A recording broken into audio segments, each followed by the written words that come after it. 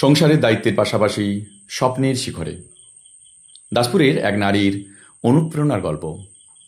নমস্কার, কেয়া মণ্ডল চৌধুরীর কলমের বিশেষ একটি প্রতিবেদন পাঠ করছি আমি অভিষেক সাঁতরা। আমাদের ছোট থেকেই অনেক স্বপ্ন থাকে, কিন্তু সবার জীবনে সেই স্বপ্ন বাস্তবায়িত হয় না।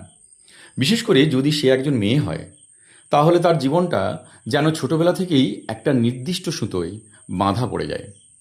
পড়াশোনা, বিয়ে, ঘর সংসার, সন্তান, বড়জোর একটি চাকরি, এই পর্যন্তই যেন তার জীবন। নিজের ইচ্ছেগুলো, নিজের স্বপ্নগুলো একসময় সংসারের দায়িত্বের আড়ালে চাপা পড়ে যায়। কিন্তু সব মেয়েই কি নিজের স্বপ্নকে হারিয়ে ফেলেন? না, কিছু মানুষ আছেন যারা হাজারো বাধা, অভাব আর দায়িত্বের মাঝেও নিজের স্বপ্নকে বাঁচিয়ে রাখেন। আজ আপনাদের এমনই এক নারীর জীবনের গল্প তুলে ধরব, যিনি প্রমাণ করেছেন স্বপ্ন দেখতে জানলেই তাকে একদিন না একদিন ছুঁয়েও দেখা যায়। তিনি বর্ণিতা দাস অধিকারী। দাসপুরের একটি সাধারণ মধ্যবিত্ত পরিবারে জন্ম। বাবা লক্ষণ দাস দাসপুর হাসপাতালের স্বাস্থ্যকর্মী ছিলেন। ছোটবেলা থেকেই পাহাড় তাকে অদ্ভুতভাবে টানত। পাহাড়ের ছবি দেখলেই তাঁর মনে হতো একদিন না একদিন ওখানে তাকে যেতেই হবে, পাহাড় জয় করতেই হবে। কিন্তু বাড়িতে কেউ ভ্রমণপ্রিয় ছিলেন না, তাই ছোটবেলায় পাহাড়ে যাওয়ার সুযোগ কখনো হয়নি।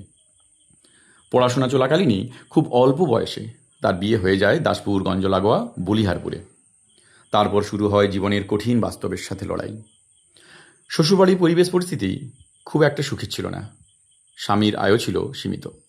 অনেক কষ্টে সংসার চলত। স্বপ্ন তখন যেন অনেক দূরে। সময়ের সঙ্গে তিনি প্রাথমিক বিদ্যালয়ের শিক্ষিকার চাকরি পান। সংসারে কিছুটা স্বস্তি ফিরে আসে, কিন্তু সেই সামান্য সচ্ছলতায় অন্য অনেকের মতো শাড়ি গয়না তিনি কেনেননি। সংসারের সব দায়িত্ব পালন করেই স্বামী সন্তানের প্রয়োজন মিটিয়ে হাতে যতটুকু টাকা বাঁচত সেটুকুই জমাতে শুরু করলেন নিজের বহুদিনের স্বপ্ন পূরণের জন্য। অনেক মেয়ের স্বপ্ন থাকে নতুন শাড়ি, নতুন গয়না, কিন্তু বর্ণিতার স্বপ্ন ছিল একেবারেই অন্যরকম। তাঁর স্বপ্ন ছিল পাহাড়ে ট্রেকিং করা। পাহাড়কে শুধু দূর থেকে দেখা নয়, তার বুক চিরে হাঁটা। তাই প্রতি বছরই তিনি বেরিয়ে পড়েন নতুন কোনো পাহাড়ের উদ্দেশ্যে। ট্রেকিং তার কাছে শুধু ভ্রমণ নয়, এটা তাঁর নেশা, তাঁর ভালোবাসা, তার নিজের সঙ্গে নিজের লড়াই। বর্ণিতা বলেন, সারা বছর সংসার চালিয়ে যে সামান্য টাকা বাঁচে তার বড় অংশই খরচ হয় ট্রেকিংয়ের জুতো, ব্যাগ, জ্যাকেট ও প্রয়োজনীয় সরঞ্জাম কিনতে। হাতে খুব বেশি টাকা না থাকায় বিলাসবহুল ভ্রমণ তাঁর ভাগ্যে জোটেনি। খুব সাধারণভাবেই অনেক কষ্ট করেই প্রতিটি ট্রেক সম্পূর্ণ করতে হয়।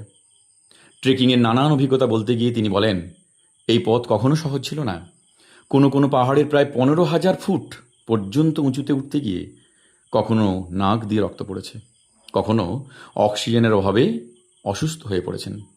শরীর হার মানতে চেয়েছে, কিন্তু মন হার মানেনি। কারণ আমি জানতাম পাহাড় জয় করার আগেই নিজের ভয়কে জয় করতে হয়। উত্তরাখণ্ডের দেউরিয়া তাল ছিল বর্ণিতার জীবনের প্রথম ট্রেক। তারপর একে একে কেদারনাথ, যমুনোত্রী, গোমুখ, মণিমহেশ, কৈলাস, অন্নপূর্ণা বেস ক্যাম্প, আদি কৈলাস, হারকাদুন সহ আরও বহু দুর্গম ট্রেক সম্পন্ন করেছেন।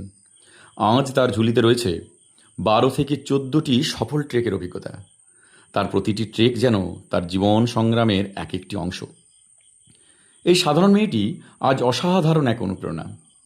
তাঁর স্বামী রাজকুমার অধিকারী, ছেলে সৌজন্য একাদশ শ্রেণীর ছাত্র। এত কিছু অর্জনের পর, এত পাহাড় জয় করার পরেও বর্ণিতার সবথেকে বড় পরিচয় তিনি একজন দায়িত্বশীল মা, একজন দায়িত্বশীল স্ত্রী এবং একজন দায়িত্বশীল শিক্ষিকা। কারণ তিনি কখনো নিজের স্বপ্ন পূরণ করতে গিয়ে সংসারের দায়িত্বকে অবহেলা করেননি, আবার সংসারের দায়িত্ব পালন করতে গিয়ে নিজের স্বপ্নকেও হারিয়ে যেতে দেননি। বর্ণিতার এই গল্পও আমাদেরকে শেখায় একজন নারীর পরিচয় শুধু সংসারে সীমাবদ্ধ নয়। তিনি চাইলে সংসারও সামলাতে পারেন, আবার পাহাড়ের কঠিন ট্রেকও জয় করতে পারেন। স্বপ্নকে বাঁচিয়ে রাখার সাহস থাকলে একদিন সেই স্বপ্নই জীবনের সব থেকে বড় পরিচয় হয়ে ওঠে। ঘাটাল মহকুমার যে কোনো খবর সঙ্গে সঙ্গে পেতে আমাদের ডিজিটাল মিডিয়ার সঙ্গে থাকুন।